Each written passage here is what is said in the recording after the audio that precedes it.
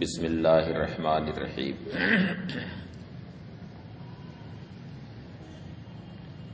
فَإِن قُلْتَ كَمَا أَنَّ الْمُرَكَّبَةَ الْكُلِّيَّةَ عِبَارَةٌ عَنْ مَجْمُوعِ قَضِيَّتَيْنِ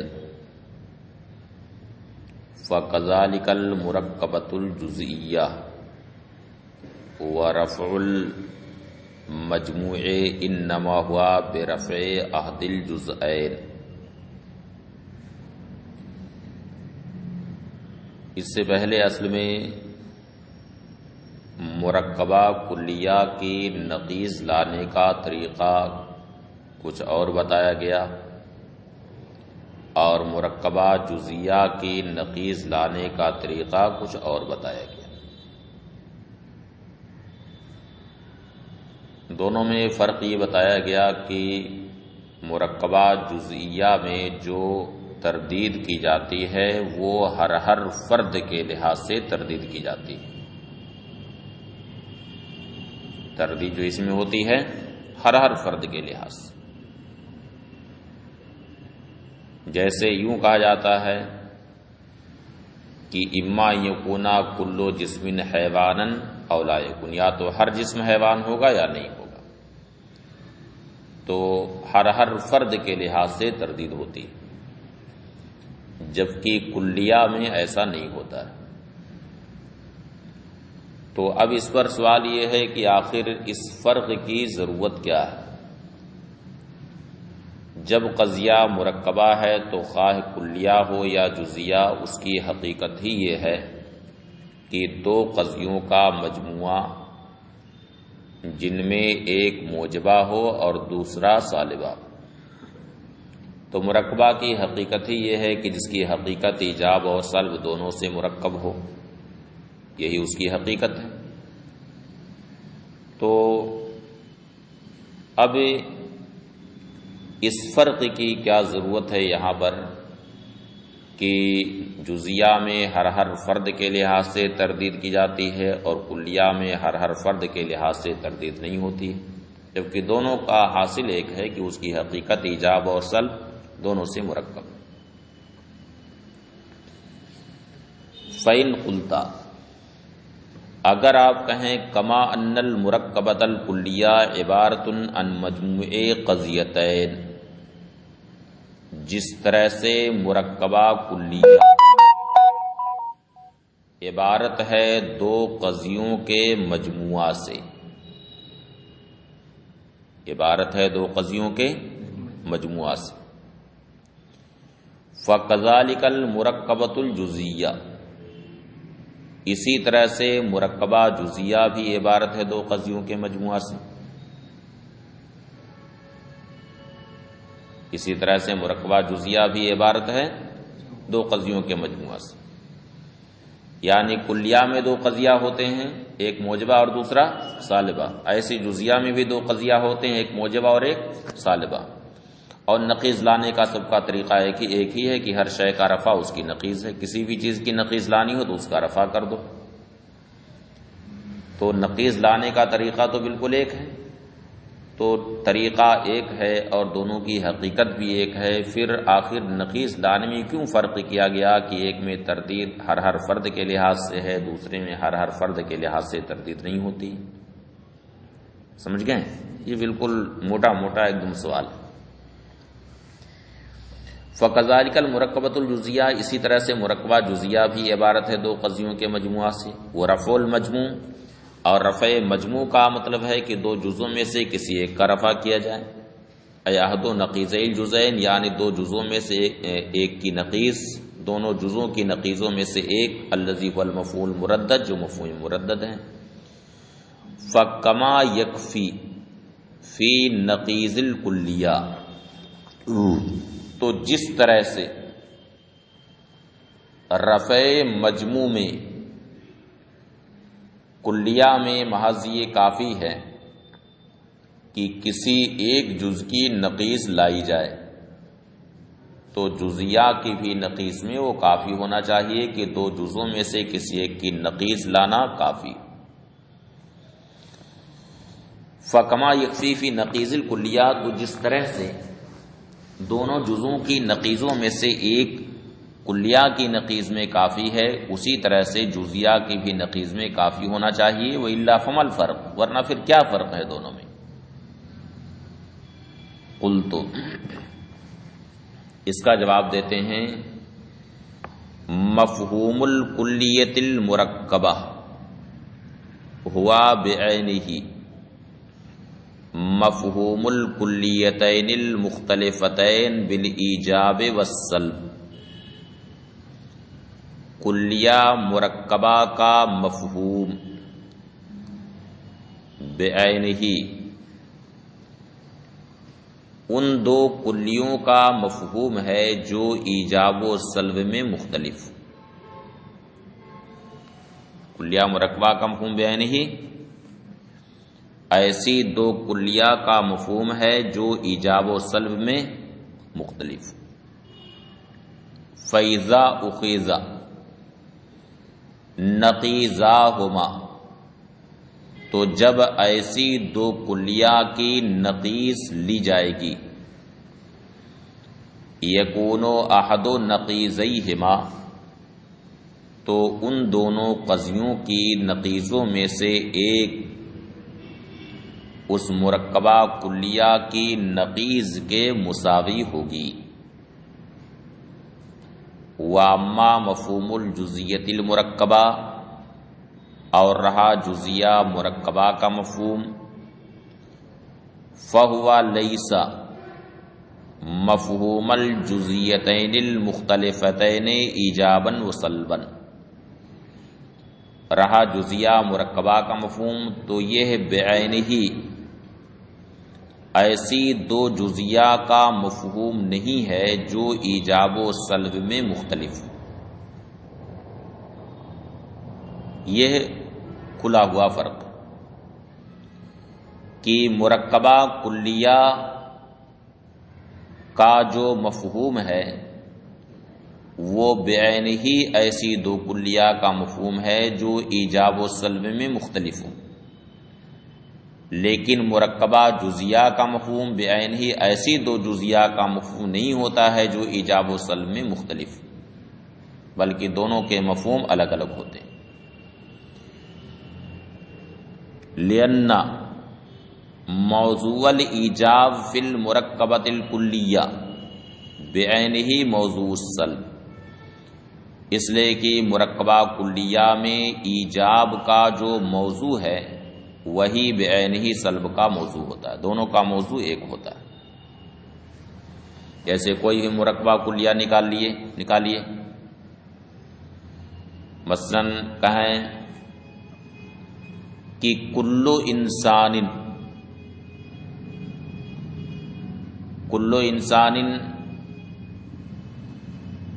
ضاحک بالفعل لا دائما، کل انسان ضاحک بالفعل لا دائما، یہ کون سا قضیہ ہے؟ یہ وجودیہ لا دائمہ۔ اب یہ دو قضیوں سے مرکب ہے، پہلا قضیہ کل انسان ضاحک بالفعل، اور دوسرا قضیہ لا شیء من الانسان بضاحک بالفعل، انہی دونوں سے یہ مرکب ہے۔ تو کل انسان ضاحک بالفعل لا دائمن کا جو مفہوم ہے وہی بعینہ کل انسان ضاحک بالفعل ولا شیء من الانسان بضاحک بالفعل کا مفہوم ہے، بالکل سیم ایک ہے۔ سمجھ میں آیا؟ تو اس میں جو ایجاب میں موضوع ہے وہی سلب میں موضوع، کل انسان ایجاب میں بھی موضوع ہے اور کل انسان سلب میں بھی موضوع، انسان ہی اس میں بھی موضوع ہے اور انسان ہی اس میں بھی موضوع ہے۔ تو مرکبہ کلیہ میں موضوع دونوں قضیوں میں ایک ہوتا ہے، لیکن جزیہ مرکبہ میں دونوں قضیوں میں موضوع الگ الگ ہوتا ہے۔ موجبہ میں موضوع کچھ اور ہوتا ہے اور سالبہ میں موضوع کچھ اور ہوتا ہے۔ اس کی مثال اس سے پہلے آ بھی چکی ہے۔ یہ فرق ہے کلیہ اور جزیہ۔ لأن موضوع الایجاب فی المرکبۃ الکلیہ بعینہ موضوع السلب، اس لیے کہ مرکبہ کلیہ میں ایجاب کا موضوع بعینہ سلب کا موضوع وموضوع الجزیۃ الموجبہ لا یجب ان یکون موضوع الجزیۃ السالبہ، جبکہ جزیہ میں جزیہ موجبہ کا موضوع کوئی ضروری نہیں ہے کہ وہی جزیہ سالبہ کا بھی موضوع۔ سمجھ میں آیا؟ دونوں کا موضوع اس میں الگ الگ ہو سکتا ہے لجواز تغایرہما، اس لیے کہ دونوں موضوع کا تغایر یہاں پر جائز۔ یہ ہو سکتا ہے کہ دونوں کا موضوع الگ الگ۔ سمجھ میں آیا؟ بل مفہوم الجزیتین عام من مفہوم المرکبۃ الجزیہ، بلکہ دو جزیہ کا مفہوم مرکبہ جزیہ کے مفہوم سے عام ہے۔ لِأَنَّهُ مَتَى صَدَقَتِ الْجُزْئِيَّتَانِ الْمُخْتَلِفَتَانِ بِالْإِيجَابِ وَالسَّلْبِ مَعَ اتِّحَادِ الْمَوْضُوعِ، اس لیے کہ جب ایسے دو جزیہ جو اتحاد موضوع کے ساتھ ایجاب و سلب میں مختلف ہوں وہ صادق ہوں گے، تو ایسے دو جزیہ جو ایجاب و سلب میں مختلف ہوں مطلقاً، یعنی خواہ موضوع ایک ہو یا الگ الگ ہو، وہ بھی صادق ہوگا بدون لفظ۔ اس کا برعکس نہیں ہو سکتا، یعنی ایسا کوئی ضروری نہیں ہے کہ ایسے دو جزیہ جو ایجاب و سلب میں مختلف ہوں مطلقاً، یعنی خواہ موضوع متحد ہو یا مختلف، وہ جب صادق ہوں تو ایسے دو جزیہ صادق آئیں جو ایجاب و سلب میں مختلف ہوں اتحاد موضوع کے ساتھ، یہ کوئی ضروری نہیں۔ فَيَكُونُ أَحَدُ نَقِيضَيْهِمَا أَخَصُّ مِن نَقِيضِ مَفْهُومِ الْجُزْئِیَّہ، تو ان دونوں جزیہ کی نقیضوں میں سے ایک، یعنی ان دونوں قضیوں کے نقیضوں میں سے ایک جزیہ کے مفہوم کی نقیض سے اخص، لِأَنَّ نَقِيضَ الْعَامِّ أَخَصُّ مِن نَقِيضِ الْأَخَصِّ، اس لیے کہ عام کی نقیض اخص کی نقیض سے اخص ہے۔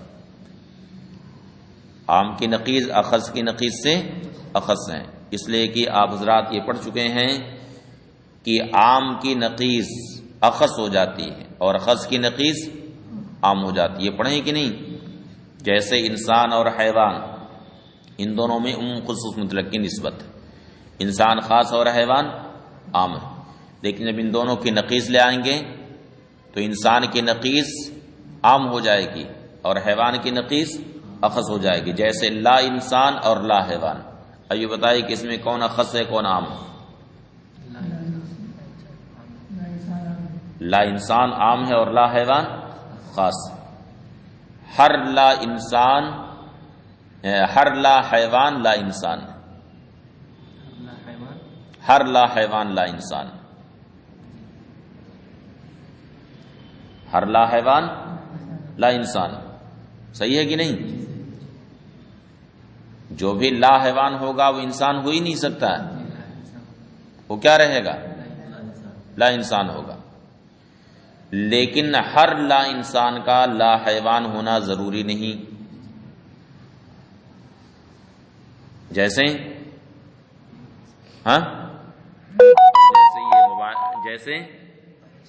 جیسے بھینس ہے، ہاں جیسے بھینس ہے، لا انسان تو ہے لیکن لا حیوان نہیں ہے، لا حیوان وہ نہیں۔ تو عام کی نقیض اخص کی نقیض سے اخص ہو جاتی ہے، عام کی نقیض اخص کی نقیض سے اخص ہو جاتی ہے اور اخص کی نقیض عام کی نقیض سے عام ہو جاتی ہے۔ ذہن نہیں قبول کر رہا ہے؟